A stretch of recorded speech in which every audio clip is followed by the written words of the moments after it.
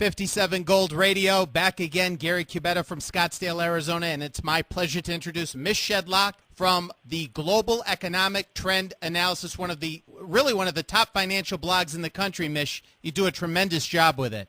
Thank you very much. It's a pleasure to be on the show. When did you start the blog? I started in 2005, about February of 2005. Calculated Risk and I started at the same time. I was moderating, and still am, in fact, a stock message board on Silicon Investor. And one day, Calculated Risk, who just happened to be a poster on my blog, said, "Hey, look at this. This is neat. Google's got these things out there. They're called blogs. We can post our thoughts on them, and it's free." And so he started as his blog, and he actually created the first template for my blog, and we're the number one and number two bloggers in the country right now. Pretty cool.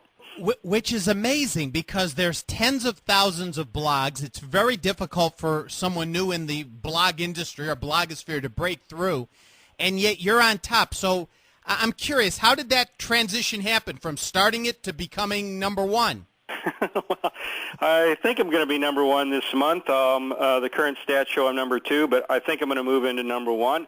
I don't know. There's a lot of dedication. I certainly spend 16 hours a day at this.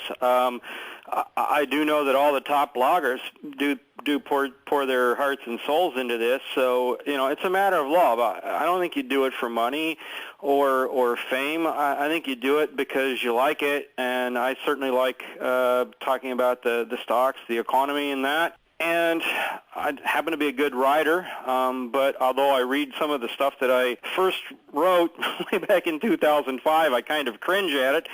So, our skills all improve, and I can see it on the other blogs too.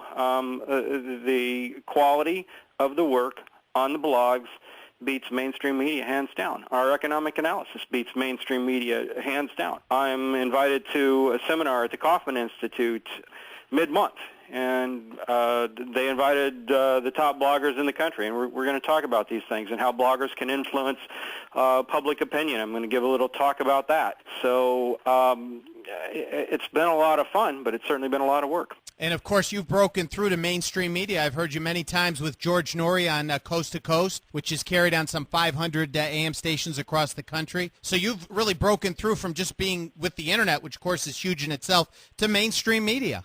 Well, I don't know if Coast to Coast would be considered mainstream media, but it's an extremely popular show, and I'm very fond of George Norrie. So I commend him.